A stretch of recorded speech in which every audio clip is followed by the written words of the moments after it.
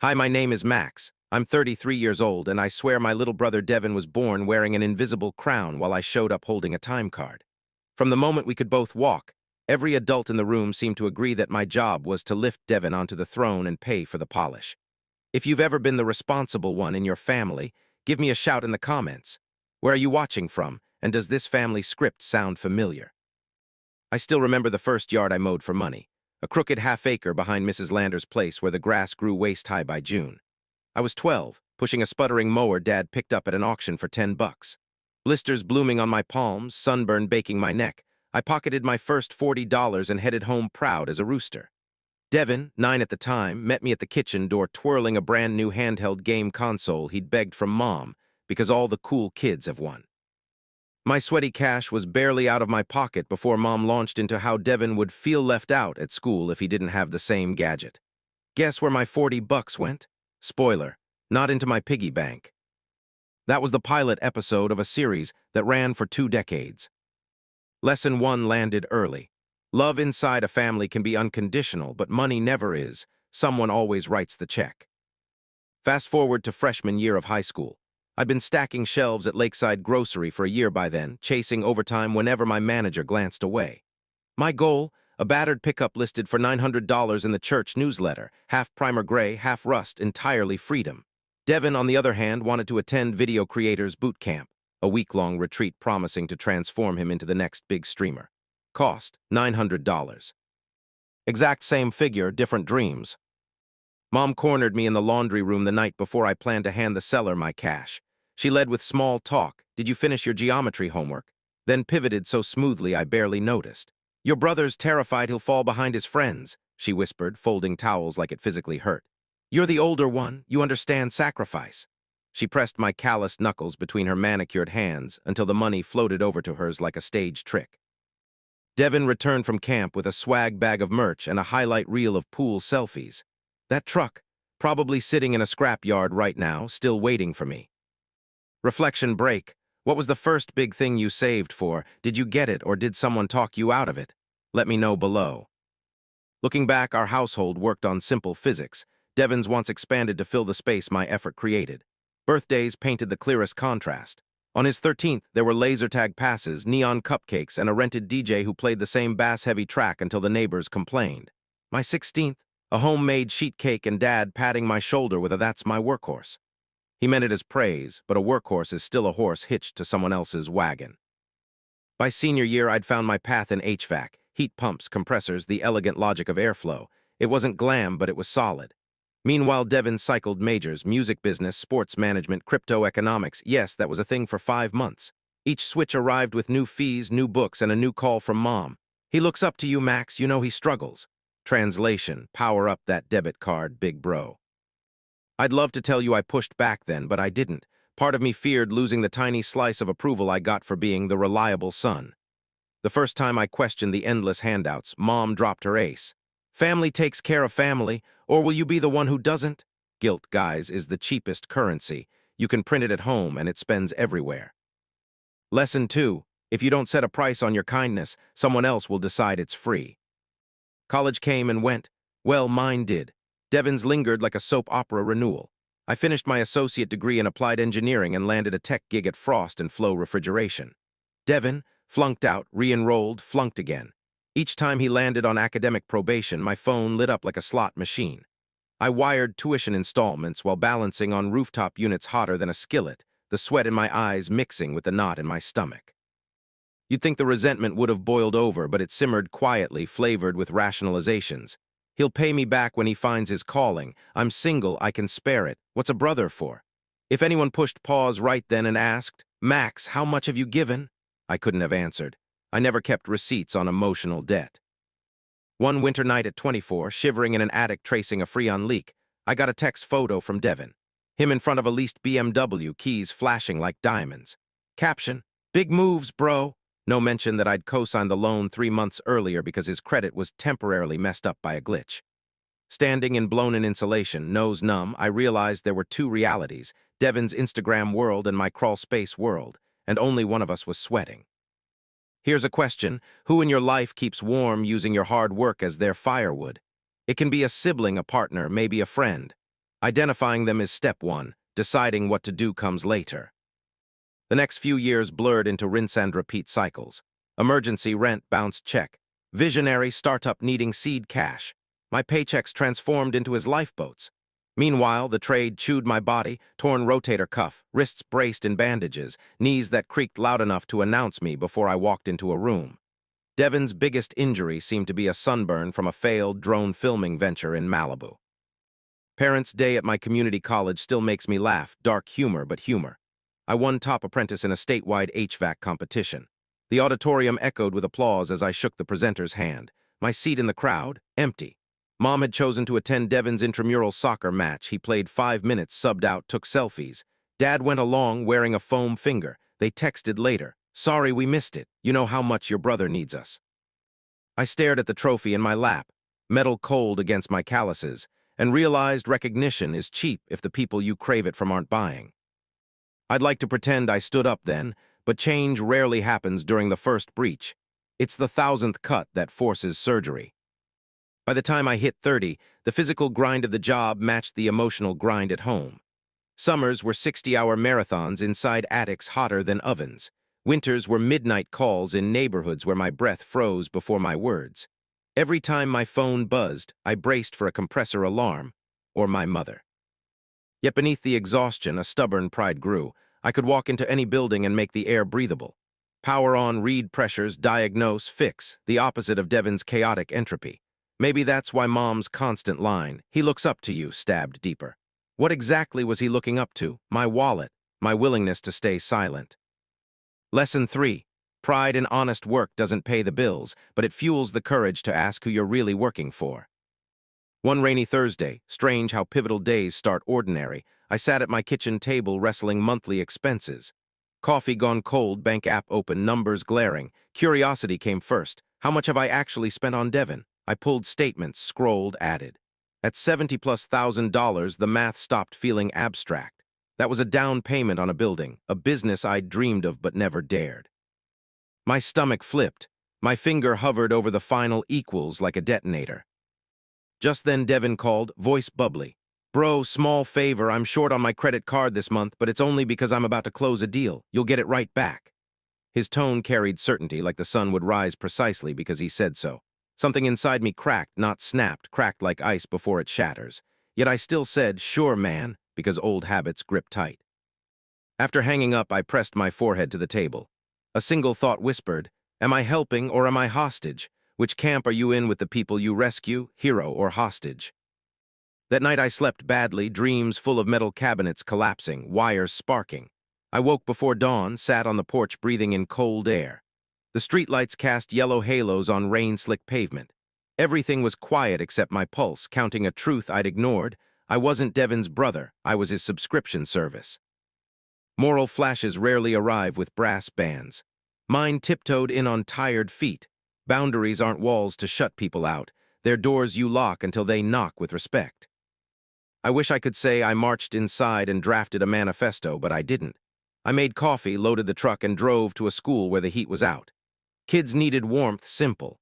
Yet while soldering a cracked line, I pictured that figure, 70+ grand, floating above the pipe like a cartoon bubble. That's my business fund. That's my future barbecue pit. That's my freedom, it taunted. On the drive back, I passed a billboard advertising financial independence courses, bright letters screaming, make your money work for you. I laughed so hard I almost missed the exit.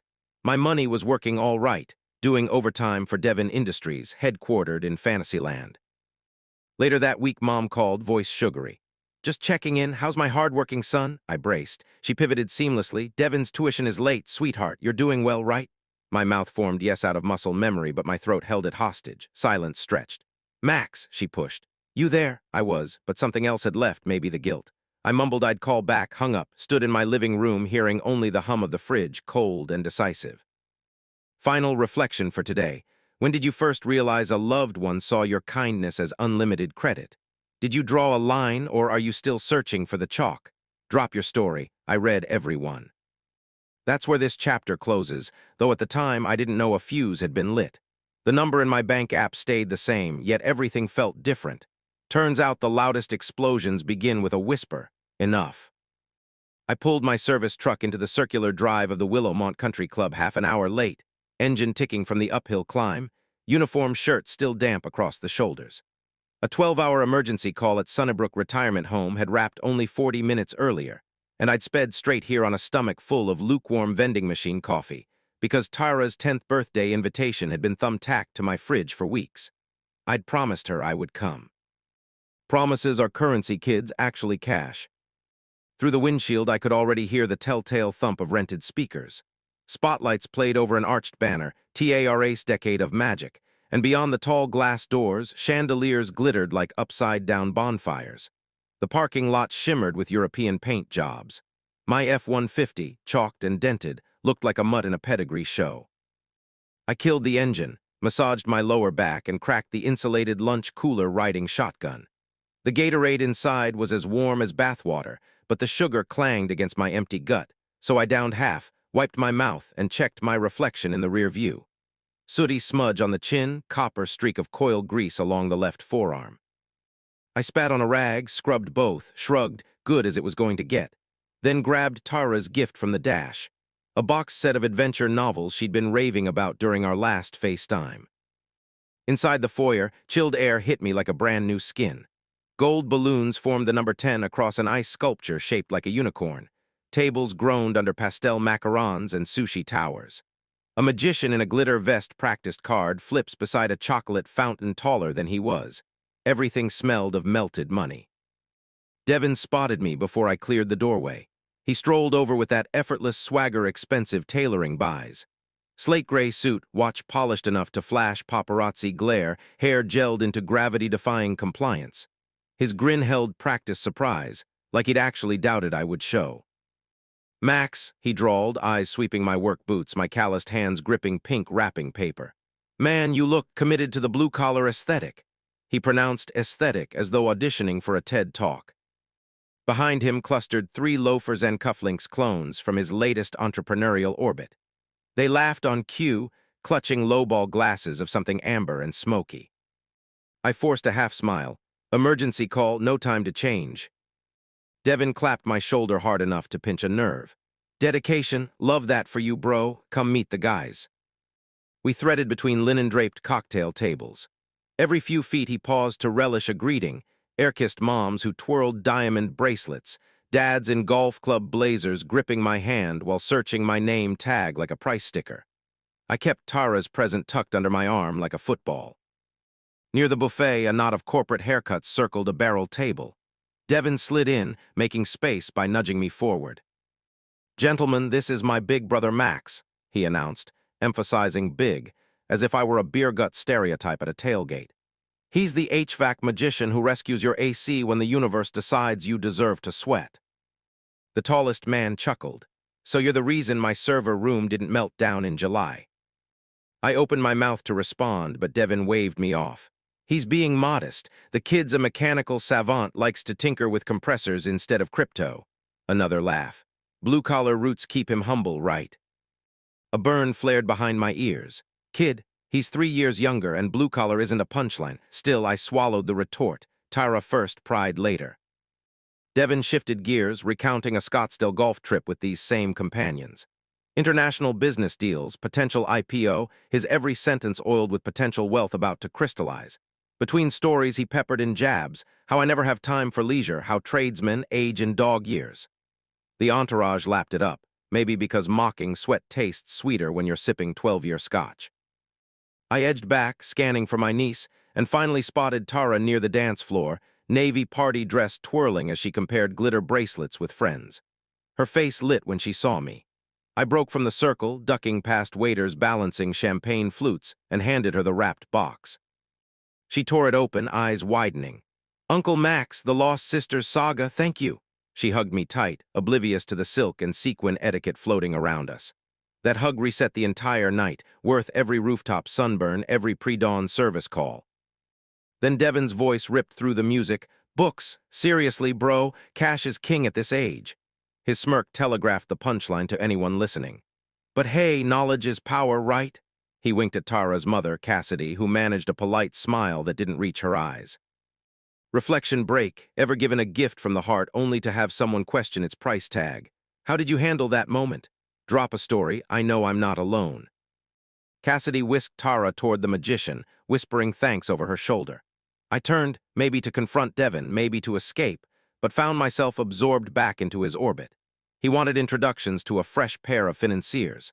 I became Exhibit A in the Museum of Responsible Siblings, the reliable cautionary tale against manual labor. These guys just closed a seed round at 8 figures, Devin bragged. Max here could retire early if he'd let me diversify his portfolio, but he loves attics and crawl spaces too much. Sentimental, this one. Those around him laughed again, perfectly timed, like sitcom applause. The overhead jazz paused. A waiter in white gloves clinked a spoon against a glass, calling for attention. Devin stepped onto a low stage in front of an LED screen flashing TARA's Enchanted Evening. He tapped the mic, drink in hand, voice echoing. Friends, family, business visionaries, thanks for gathering to celebrate my little miracle, Miss Tara Devin Prescott. Applause. Tara ducked, cheeks pink. Devin continued, 10 years old, double digits, and none of this spectacular magic would be possible without someone very special. I felt every eye swivel, or maybe my paranoia did. My brother Max. Devin pointed at me with the flourish of a game show host. Spotlight washed over my oil-stained shirt. Heat rose in my cheeks. This guy works harder than an espresso machine and he loves Tara like his own, so guess what? Tonight, on him. The crowd emitted a collective oh, half surprised, half impressed. My heart stuttered. At least 50 people, open bar, venue rental, bespoke desserts. The total had to flirt with 5 figures. Devin beamed. Let's give him a round of applause for picking up the tab. What a legend. Hands clapped. Glasses clinked.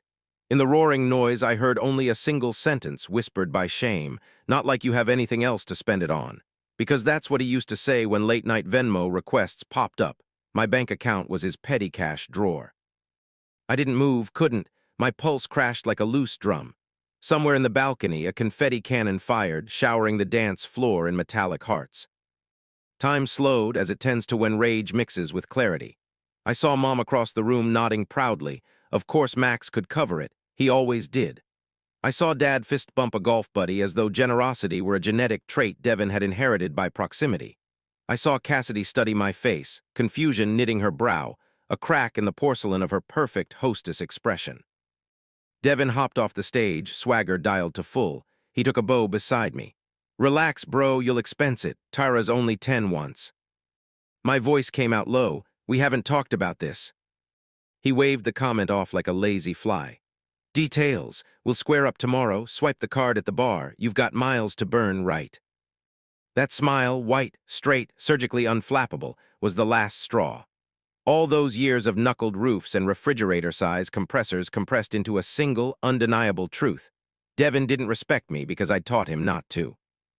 Lesson hitting home. People learn how to treat you from the boundaries you enforce, not the advice you preach. For a heartbeat, I considered snapping back. Grab the mic, announce my retirement from ATM duty, maybe toss a champagne flute for dramatic flair. But drama was Devin's language. Mine was action, quiet, deliberate, wrench-in-hand action. I swallowed, jaw tight. I need air, I muttered. He misheard it as assent, already turning to greet a new guest. I set course for the exit, weaving through clusters of silk and cologne, past the valet stand where a teenage attendant twirled imported key fobs. Outside, the night was sticky with July heat. I inhaled diesel-tinged breeze, shoulders shaking, not from tears or fury, but from an adrenaline dump so fierce my knees wobbled. At the truck, I placed Tara's torn wrapping paper on the passenger seat, then sat, staring at the pastel ribbons. Somewhere inside that party, my niece was watching a magician pull doves from silk scarves, believing in wonder. Good. Let her keep that tonight.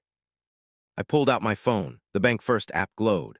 A thumbprint later, Devin's emergency use credit card shimmered on screen. Available limit $3,700. I hovered over freeze card. Not yet, I needed facts. I opened my spreadsheet. Yes, I finally started keeping receipts after that 70 grand audit and punched estimates. Venue rental, catering, entertainment, bar package. Conservative total, $6,800. Devin's limit couldn't cover half. He hadn't just volunteered me. He'd done so knowing only I could save him from bouncing a check. Reflection, have you ever realized someone planned around your inevitable yes? It's unsettling, like walking into a room where every chair has your name on it. I scrolled my contact list to Tara's number. She didn't need middle-of-party drama. Instead, I texted Cassidy, need a quick chat tomorrow, just us. Let me know, sent. The read receipt popped instantly, 3 dots flickering, then nothing. Even she sensed the tremor. I set the phone face down. Air conditioner hum from the club seeped through decorative hedges. I pictured Devin inside, laughing at another punchline, confident the bill would vanish into my bank statement the way every previous invoice had. Slow fuse lit years ago finally reached the dynamite. I didn't curse or punch the steering wheel. Instead, I buckled up, turned the ignition, and eased down the drive. In the rearview mirror, the clubhouse glowed like a cruise ship, music leaking through glass. A banner flapped, Tara's name in gold foil. The party would rage another 2 hours before staff presented the bill, discovered the frozen card, watched Devin's grin curdle. Halfway home, I merged onto the bypass, night wind roaring through the cracked window. For the first time in ages, my shoulders lowered from around my ears. No triumphant music played, just truck tires humming on asphalt and the tick of hazard lights from an abandoned sedan up ahead, someone else's emergency, not mine. I realized I was smiling, not from vengeance, from relief. I spoke aloud, voice barely audible over the engine. No more. Lesson takeaway for anyone half listening while folding laundry. The power to say no is the most underused muscle we own. Exercise it once, and the strength multiplies fast. I rolled into my apartment complex close to midnight. Street lamps painted circles on empty spaces. Inside, I rinsed mechanic grit from my forearms, watched murky water swirl down the drain. Phone buzzed, unknown number. Probably Devin maneuvering for round 2. I silenced it, placed the device in a drawer, and let stillness drape the apartment. As I collapsed onto the couch, a single worry flitted in, Tara. She deserved an uncle who showed up, card or no card, but there were other ways to show up. Tomorrow's dawn would bring backlash, guilt missiles, maybe rage. But tonight my world was 30 feet of living room, humming refrigerator, and the knowledge that my paycheck had finally clocked out of Devin's party and clocked back into my life. The Bank of Brotherhood hadn't closed yet. That was a job for tomorrow. But its lobby lights were definitely flickering, and the vault door creaked on its hinges. I closed my eyes, hearing only my own breathing, slow and steady, like a brand new unit after a flawless install. For the first time since yard mowing days, the night felt mine. The sunrise after the country club fiasco was so ordinary it felt disrespectful. Rosy light skimming across my blinds, the smell of burnt coffee because I'd forgot to rinse yesterday's grounds. But inside my skull everything throbbed with new voltage. Quick pulse check. If you've ever woken up determined to reset your entire life before breakfast, type "been there" and tell me what lit your fuse because I'm about to walk you through mine. I sat at the kitchen table still in yesterday's jeans, phone trembling in my hand like a racehorse pawing the gate. First tap, the Bank First app. Devin's emergency credit card glowed at the top, green check beside active. My thumb hovered, then landed. A red banner slid across, card frozen. No fireworks, no confetti, just a silent, irreversible click. One artery sealed. Next tab, joint checking. Mom had strong-armed me into opening it back when Devin first needed a safety net. A direct line between my overtime hours and his bottomless cravings.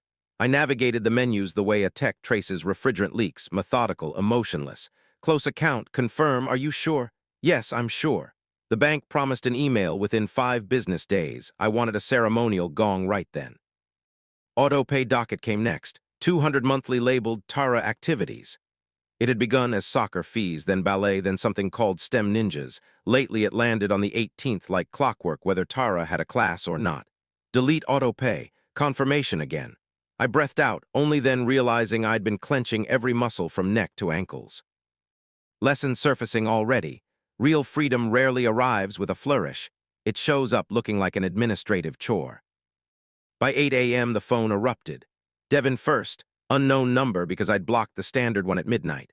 I ignored it, watching the screen pulse until voicemail snagged the call. Dad's name followed, then Mom's.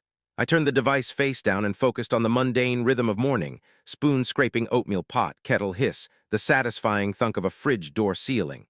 Every normal sound felt amplified, like my apartment was cheering me on. 10:30, I grabbed my tool bag and headed for the truck. Today's schedule held a jammed compressor at a bakery downtown and a pre-season tune-up for an elementary school. Honest problems, straightforward solutions. As I backed out, Mom's ringtone blared again. I thumbed answer, putting her on speaker so the steering wheel could absorb my grip. Maxwell, what on earth is happening? Devin's card is declined, the party venue is demanding payment, and he says you're ghosting him.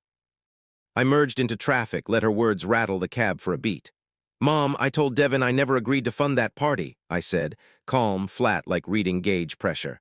I froze the card, it's done. She sounded winded, as if sprinting while dialing. He was joking, sweetheart. You know how he is, always exaggerating. The manager said they're threatening collections. He can set up a payment plan. Silence, then the inevitable pivot. But what about your niece? Tara will be humiliated if the bill isn't settled. You adore her. I do. This isn't about Tara. It's about Devin learning consequences. Mom exhaled a shaky sigh that had guilt stitched into every decibel. You've always been the strong one. Are you really going to abandon family in a crisis? Reflection break for anyone riding shotgun here. Notice how she defined family as the people needing help, never the one providing it. Drop a comment if that sounds familiar in your clan. I gripped the wheel tighter. Mom, I'm not abandoning anyone. I'm stepping back. That's different. A horn blared behind me. Gotta go traffic. She started to protest, but I ended the call. My pulse hammered, a primal drum filling the cab. I just contradicted the lead puppeteer and lived. The bakery job provided a delicious distraction, cinnamon and yeast perfume curling between cooling racks while I dismantled the compressor's burnt contactor. The owner hovered, palms ringing, until the unit whirred alive and the walk-in chiller sighed with relief. She handed me a box of croissants as thanks. Real gratitude sparkles. It's impossible to fake. During lunch in the truck, I finally checked voicemails. Devin had left 8.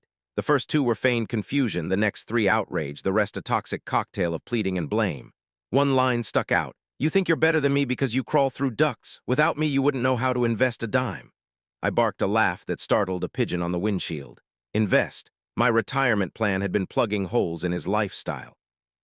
Dad's singular message arrived last, his baritone calm but edged. Son, your mother is upset. Straighten this out. That was it. No questions, no curiosity about my side. Delegation disguised as fatherly authority. I deleted the lot. Mid-afternoon at the elementary school, I was balanced on a ladder, hands deep in an air handler, when a text lit the phone in my breast pocket. Cassidy, can we talk tonight? I found something you should see. My stomach dipped, but I typed a quick yes. Sunset painted the sky creamsicle orange as I drove to Cassidy's apartment. My boots left gritty prints on her polished hardwood, and she waved off my apology like dust didn't matter tonight. Tara was at a friend. Cassidy led me to the dining table, where a laptop glowed above a stack of printed statements. She folded her arms. The venue called me directly after the card bounced. When Devin danced around it, I started digging. Max, none of our bills are paid. Her cursor zipped, revealing overdue notices disguised by email filters. Rent 30 days past due. BMW lease in arrears. Private school tuition flagged, final warning. I recognized some charges, units I'd saved from repossession. Others were new depths. More tabs, spreadsheets, investor lists, slick PDFs Devin had flaunted at Thanksgiving as portfolio growth charts. Cassidy's eyes filled, but her voice held steel. They're fake, templates he tweaked in Photoshop. I felt my chest tighten, a compressor starved of refrigerant.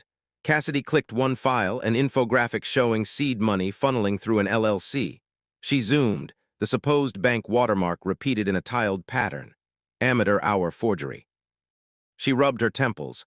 I thought he had a cash flow dip, but he's been lying to everyone, including you. Lesson in neon. Enablers become accomplices once ignorance is gone. I refused that promotion.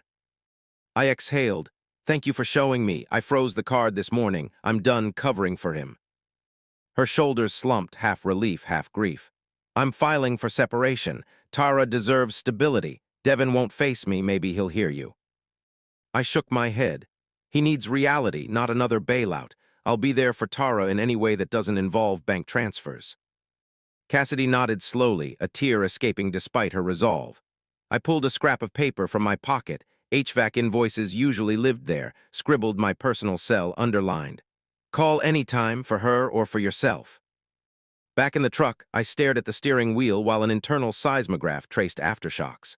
Devin's quake had begun, fault lines zigzagging through marriage, money, reputation. Watching it was equal parts vindication and sorrow, a house you warned might burn finally erupting in flames. At home, the evening unfolded with surreal quiet. I cooked pasta, the kind I'd once skipped to wire last-minute cash. I even opened a cheap beer, sat on the balcony, legs propped on the railing like a tourist in my own life. Across the parking lot, a neighbor played saxophone off-key. The screeching notes felt perfect. Around 9 p.m., Devin called again, this time from an unblocked coworker's number. "Curiosity won," I answered. His voice was ragged. "Max, the venue's threatening lawyers. My card's frozen. What the hell?" "I told you there was no agreement. You volunteered my money." He scoffed, a brittle sound. "Don't be dramatic. Just cover it and I'll sell some crypto next week." "There is no crypto," I said quietly. "Cassidy showed me your files." Silence thickened, then shattered into shouting. Accusations, betrayal, jealousy, ingratitude. He crescendoed with, "Do you know what this will do to my brand?" I almost laughed. Brand, as if life were a curated feed. Instead, I said, "Your brand is your problem. Pay the bill or face consequences." He inhaled a sharp breath. "You're choosing outsiders over blood." "I'm choosing accountability over fantasy. Good night, Devin." I hung up, blocked the borrowed number. Heart pounding but steadier than I'd expected. Viewer check-in. Have you ever realized a confrontation you dreaded actually felt lighter than the fear leading up to it? Share the moment. You'll encourage someone on the edge.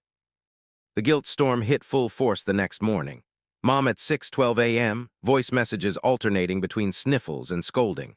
Dad texting terse reminders about family loyalty. Aunt Lisa chiming in from Florida. Apparently, Mom had activated the extended network. Their combined weight had crushed me before, but today each ping felt like a paper spitball bouncing off a brick wall. Because here's the thing. Once you declare a boundary out loud, it stops being an idea and becomes a line in concrete. The brain rewires. Every yes now must earn its way across. Work that day was blessedly physical, swapping a rooftop condenser the size of a sofa. Lugging metal, sweating buckets, my muscles screamed but my conscience hummed. At lunch, I opened a fresh spreadsheet titled MY Business Fund. I input paycheck dates, projected expenses, a goal number for purchasing a second-hand service van. The act felt illicit, like plotting a jailbreak. By late afternoon, Dad appeared at my job site, literally on the roof, dress shoes slick against puddled condensation. He stood near the access hatch, tie flapping in hot wind, face carved from stone. "Your mother hasn't slept," he said without preamble. "I sleep better," I answered, tightening a torque wrench. He took a breath. "You know your brother struggles with anxiety. So does the bakery owner whose walk-in almost collapsed yesterday. Difference is, she pays her invoices." Dad's jaw clenched. "We didn't raise you to abandon family." I straightened, meeting his gaze. "You raised me to clean up messes. I'm retiring from that position." I gestured to the spinning fan blades that just roared to life. "See that? Air flowing because I fixed the problem. Devin isn't a problem to fix anymore. He's an adult who needs to troubleshoot himself." Dad opened his mouth, maybe to unleash stored anger, but a sudden gust rattled a duct and he flinched back. Safety instincts trumped lecturing. He retreated down the ladder without another word. I exhaled, partly amused at the symbolism. A man descending while I remained aloft, surrounded by the hum of machinery I controlled. That evening, my bank app showed something new, a positive balance that felt permanent. The frozen card hadn't drained a cent more. Victory tasted like leftover croissant and freedom-flavored air. Another lesson crystallized, one I jotted on a sticky note and slapped above my desk. Rescuing someone once is kindness. Rescuing them always is permission. If you need that tattooed on your memory, feel free. Just shout me out in the comments. Days morphed into a week. Devin's calls stopped, maybe because every number within 2 degrees of separation was now blocked. Mom pivoted to email, long paragraphs about the dangers of bitterness. I archived them unread. Dad tried the landlord. She thought he was a telemarketer and hung up. The silence, once unimaginable, felt like slipping into a cool lake after roofing in August. On Friday evening, the first full week of financial independence, I stood in line at a used equipment auction. A battered Ford Transit with 180,000 miles rolled onto the platform. I raised my paddle, heart thrumming. Another bidder countered. Back and forth we went until his shoulders slumped and the gavel cracked, chipping paint off the podium. Sold to bidder 43. Me. I paid with my own cash, No loans, no cosigners, just overtime dollars unfiltered by Devin. Driving it home, engine rattle, air freshener scent of possibility, I almost cried. Not because it was beautiful, it wasn't, but because it was mine, purchased in a world where I labored for myself. That night, feet dangling off the tailgate, I recorded a voice memo, maybe for future employees, maybe for future me. I said, boundaries aren't selfish. They're oxygen masks. Put yours on first or everyone suffocates. Send-off question before we roll into tomorrow's chaos. What's the first thing you buy or do if money stopped leaking into someone else's pocket? Dream out loud below. Your idea might spark someone else's plan. I clicked save, listened to the night insects chirr, and for once let them sing me to sleep without the buzz of another emergency text. The cords were cut, the fires were lit. Whatever burned next, at least I could finally feel the warmth without getting scorched. The call from Cassidy came on a gray Tuesday morning woven with drizzle, the kind that smears every color into slate. I was elbow-deep in a rooftop heat pump swap when her name lit my screen. She never phoned during work hours. Tara's pickups and weekend plans were our usual topics. I balanced the call on speaker while bracing a new fan motor, rain tapping the metal casing like impatient fingers. Her voice trembled but held a current of purpose. Max, I hired a forensic accountant. You need to see what he found, tonight. I told my supervisor a half-truth about a family emergency, wiped rain from my brow, and drove straight to Cassidy's apartment once the job wrapped. She greeted me in sweats, hair pulled back, no makeup, the battle uniform of someone done performing. Tara, mercifully, was at science club. On the dining table sat 3 binders thick enough to choke a shredder. Cassidy opened the first, revealing color-coded tabs and spreadsheets that looked like crime scene schematics. Her fingers shook slightly as she turned the pages. Devin, been running a miniature Ponzi scheme, she said, voice steadying as facts replaced fear. Money from new investors covers small payouts to old ones. The rest, watches, lease payments, those ridiculous rooftop parties. I scanned fake account statements Devin had shown at Christmas, now marked with red pen. Fonts mismatched, watermark patterns repeating where they shouldn't, numbers copy-pasted. Each correction felt like a punch. How many relatives, friends, maybe clients of mine had he lured in with this smoke? Cassidy flipped to a summary sheet from the accountant. Total funds missing, $287,000 and change. Half the names on the list were our own cousins. I read it twice, feeling my throat close. She slid across a flash drive. Evidence copies. He's already filed a complaint with the SEC. I signed the divorce papers yesterday, Max. Full custody petition, restraining order pending. A year ago, I would have scrounged for a bandage, loan, lecture, maybe mediation. Tonight, I recognized triage meant cauterization. Devin's disaster had become an airborne hazard. The only responsible act was containment. I exhaled. Whatever Tara needs, rides, tutoring, a quiet place, count on me. Money goes through you, not him. Cassidy's shoulders sagged with gratitude and fatigue. She poured 2 coffees we barely sipped. Before I left, she asked if I thought Devin might fight the divorce. I pictured his house of cards finances and shook my head. He'll scramble to save face, not family. Back home, the rain had thickened into a hiss against the windows. I copied the flash drive files to an external hard drive, labeled it Failure Recovery Plan, and locked it in my toolbox.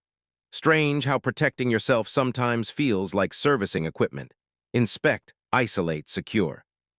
The next 48 hours erupted. First came the group text from Aunt Marlene. Devin says Cassidy is maliciously attacking his business. Can anyone lend legal funds? I muted the thread before my blood pressure found new altitudes. Then my phone reported 14 voicemails from unknown numbers. Investors, I guessed. I saved one at random, a voice dripping venom promising lawsuits. I archived it beside the binders. By Friday, the SEC had frozen Devin's personal accounts. Saturday morning, the BMW disappeared from his assigned spot at the condo. Repossession crews work weekends, too. Cassidy confirmed by text. He's been served notice of investigation and divorce summons. She added a single relieved emoji spelled out in words. Hug. Reflection moment here. Have you ever watched someone's lies unravel so fast you could almost hear the zippers pop? What did you feel? Pity, relief, fear? Type your story. Someone out there needs to know they're not the only witness to a slow-motion collapse. Sunday afternoon, my doorbell rang. On the stoop stood Devin's mother-of-pearl cufflinks, the ones Dad gave him clutched in a shaking hand. The rest of Devin looked worse than a Monday compressor burnout. Designer suit wrinkled, stubble cresting to beard, eyes bloodshot like overworked defrost timers. Rain spattered off his shoulders. He didn't seem to notice. "Open up," he slurred. "We need to talk like brothers." Neighbors' curtains fluttered. I stepped outside, closed the door behind me, leaving the deadbolt set. "Conversation's fine, Devin. Violence is." He scoffed. "Violence? You froze my life, man. Credit investor's wife. Why couldn't you stay in your little duct world and leave my business alone? You volunteered my money, forged documents, and scammed half the family. Those are your choices, not mine." He paced the porch, hands slicing the damp air. "I can fix this if you loan me 50 grand, short term, once the deals settle." "Stop," the word came out like a wrench hitting concrete. "There are no deals, and even if there were, I'm not your parachute." His expression shifted, thunder rolling behind his eyes. "You think you're above me because you sweat for cash? You're a grease-stained nobody. Without me, you'd still be saving for spam." I almost laughed. The insult was so outdated it felt rehearsed. Instead, I stepped back. "This conversation is done. Leave." He lunged, arm cocked, knuckles whitening. Years of carrying 80-pound compressors conditioned my reflexes. I shoved him mid-chest. Devin, more accustomed to rooftop pool loungers than rooftops, lost footing on the wet step and crashed onto the walkway. His elbow clipped a flower pot, shattering terracotta. He howled pain, rage, maybe both, scrambled up and charged again. The smell of whiskey braided with rain. My neighbor, Mrs. Patel, cracked her door and yelled she was calling 911. Devin spun, called her something vile, then turned back to me, nostrils flaring. At that moment, two things happened fast. Patrol lights flashed at the corner, a cruiser returning from another call, and Devin reached behind his back like drawing a weapon, though his pockets were empty. The officers saw a soaked man advancing on another with fists raised. They barked commands. Devin ignored them, screaming, "You ruined my life!" They deployed the taser. The sound is smaller than movies suggest. A quick pop, then body meets ground like a felled branch. I stood frozen while they cuffed him. Red Miranda loaded him into the cruiser. Mrs. Patel filmed the whole scene, her phone camera trained steady despite trembling hands. An officer asked if I wished to press assault charges. Rain dripped from my hair into my eyes, but my answer was clear. Yes. Lesson checkpoint. Boundaries without enforcement are suggestions. When the line is crossed, protect it, even if your heart pounds louder than sirens. The report took an hour under the porch awning. Devin was booked at county jail for attempted assault, disorderly conduct, and resisting. I filed for an emergency protective order that night, Mrs. Patel's video attached. My hands shook signing the affidavit, not from fear, but from adrenaline's tailspin. 2 days later, Mom's number lit my screen at 5:50 a.m. I let voicemail catch it, then listened out of morbid curiosity. Pure sobs at first, then words. "How could you do this to your brother? He needs help, Max, not handcuffs. Think of the family name." I deleted it, brewed coffee, and added a splash of satisfaction. Court arraignment landed the next week. I arrived early, denim jacket still smelling faintly of coil cleaner, binder of evidence tucked under my arm. Devin shuffled in wearing county orange, wrists chained. His eyes darted around the gallery until they locked on me with a mix of pleading and hate. Cassidy sat 3 benches back, divorce attorney beside her, binder stacked taller than mine. She offered a tight nod, solidarity forged in the furnace of Devin's chaos. The prosecutor read the charges. Devin pled not guilty, public defender at his side. The judge, a woman with a gaze sharp enough to strip paint, reviewed the restraining order request. Mrs. Patel's footage played on a wall monitor. Devin lunging, officers shouting, taser prongs finding cloth. The courtroom watched like a silent movie. Judge Harris turned to Devin. "Mr. Prescott, you will remain 500 feet from the petitioner's home, workplace, and vehicle. Any violation triggers immediate incarceration." Her gavel tap echoed like a well-timed compressor kick. Outside, Mom and Dad intercepted me near the steps. Dad's jaw flexed. Mom's eyes were red-rimmed. She reached for my arm. "Max, please, he's sick, humiliated, facing jail. Drop the charges for your mother's heart," she whispered. I gently removed her hand. "I warned him for years. Consequences aren't cruelty, they're lessons." Dad's voice hardened. "If you proceed, don't expect a place in our will." Grim humor bubbled up. "What will? The mortgage isn't paid off and your retirement fund was Devin's latest miracle asset, remember?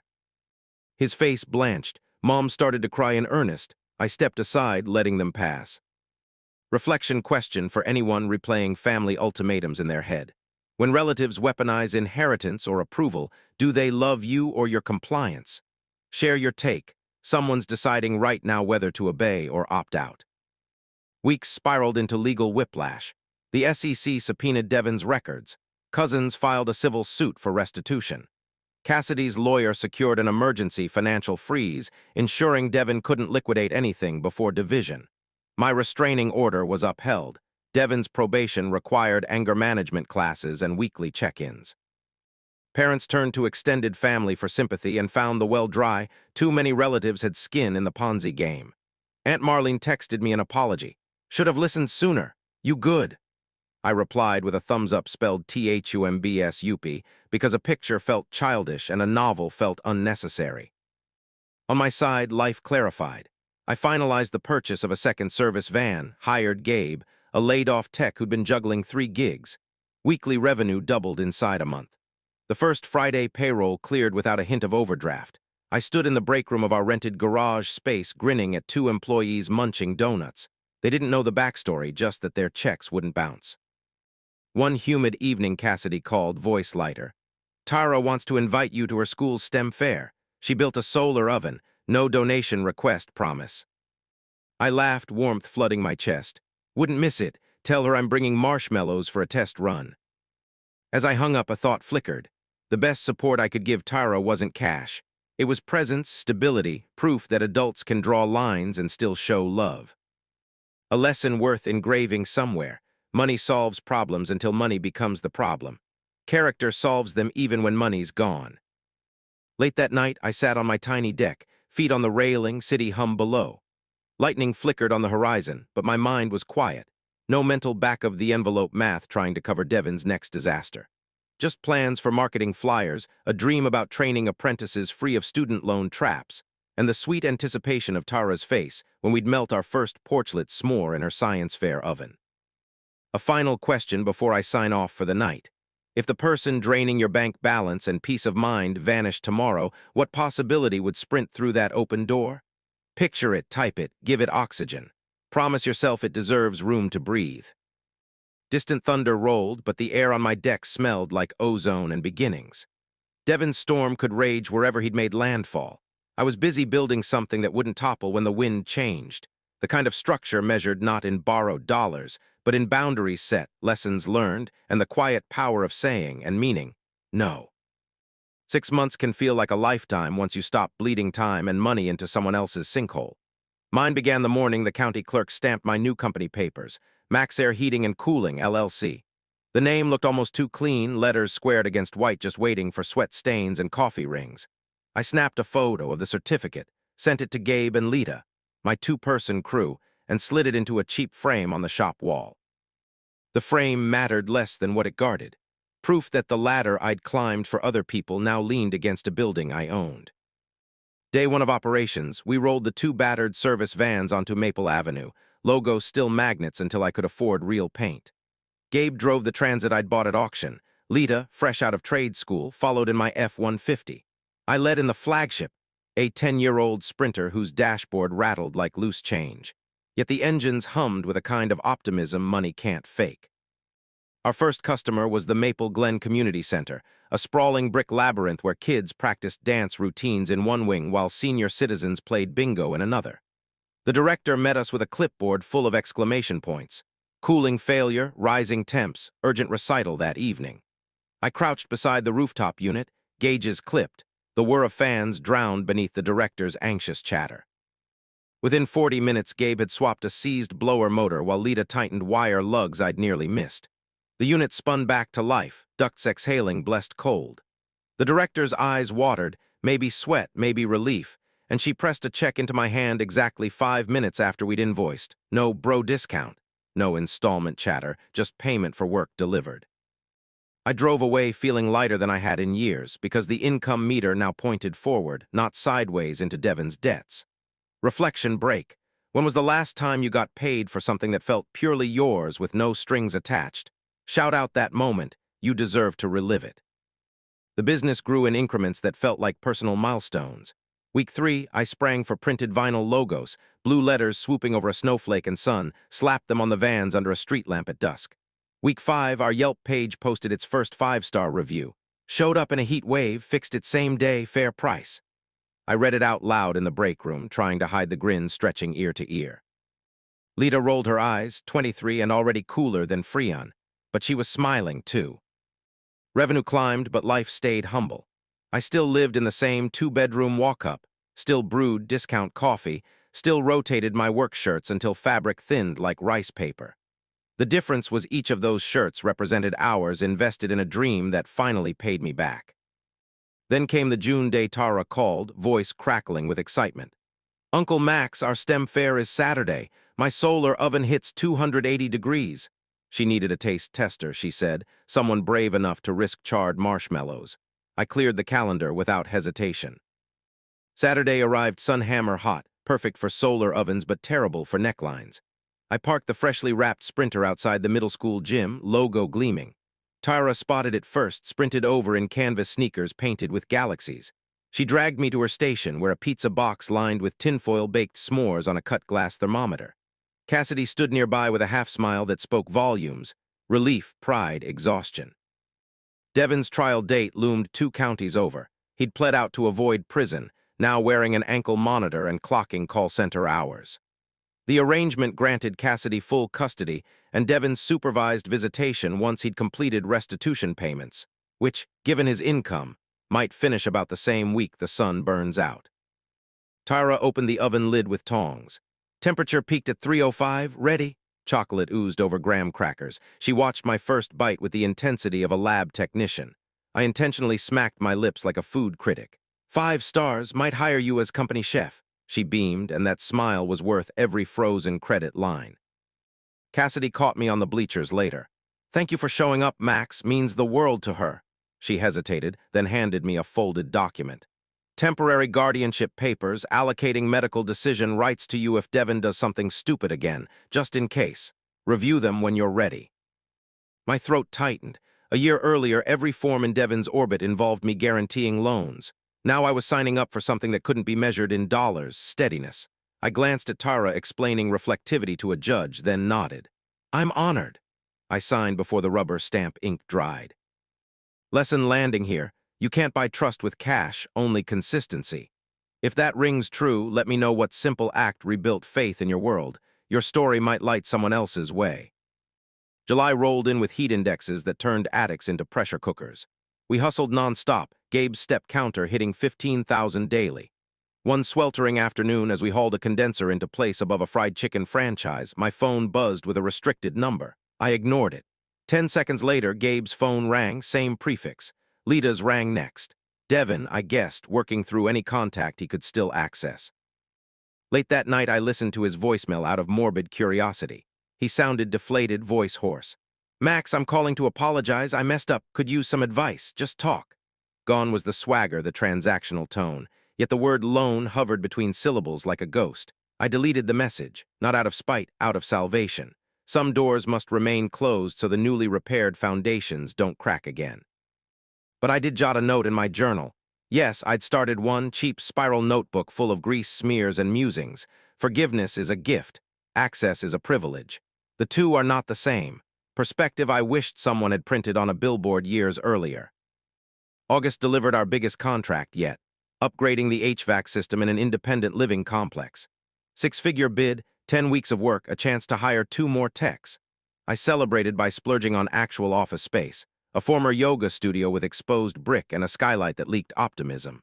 We furnished it with surplus steel desks Gabe found on auction, painted the walls a cool pastel, hung safety posters Lita insisted on. On opening day, I placed the framed business certificate on the receptionist's ledge beside a lone snake plant. My entire crew, now 4, stood around awkwardly until I declared free pizza. We ate cross-legged on the laminate floor, boxes stacked like high-rise architecture. No champagne, no speeches, just grease, laughter, and Lita joking that the plant had better benefits than our health plan. I vowed to fix that by year's end. Reflection prompt. When you hit a milestone, how do you mark it? Big blowout or quiet nod? Drop your style, I'm curious what celebration looks like in your life. About that time, Mom left a voicemail. Dad was in the background, voice brittle. Their tone lacked its usual barrel of guilt, instead it carried fatigue. They wanted coffee. Family, been fractured enough, Mom said. I mulled it over for days, picturing their kitchen, the mismatched mugs, Dad tapping his spoon when nervous. Part of me missed simpler times, Sunday pancakes, shared laughter before favoritism carved trenches. But walking back unguarded felt like sending money straight into a slot machine after months of sobriety. Still, growth sometimes means re-entering rooms you once fled, simply to prove to yourself the exit door isn't locked. So I agreed, neutral ground at a diner halfway between our homes, daylight public seating. I arrived early, ordered black coffee, scanned the menu like it held answers. They shuffled in, smaller somehow. Dad's shoulders slumped, Mom's smile tentative. Small talk clinked around us, weather, gas prices, a joke about grandkids, then Mom cleared her throat. Your brother says you won't return calls. I sipped my coffee. Boundaries stay, I wish him well from a distance. Dad nodded slowly, gaze on his mug. He's different now, he said. Job's tough, anger class, he blames himself. The statement hung there between us as if awaiting my permission to be true. I'm glad he's facing reality, I said.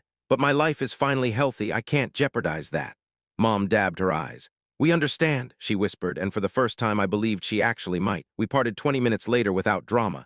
In the parking lot, Dad paused by my Sprinter, tracing the vinyl letters with a fingertip. Proud of you, son? The sentence landed like a bolt, snugging two loose joints. I felt it, thanked him, and drove away lighter. Key takeaway hitting home. Reconnection is possible when respect precedes request. Question for you.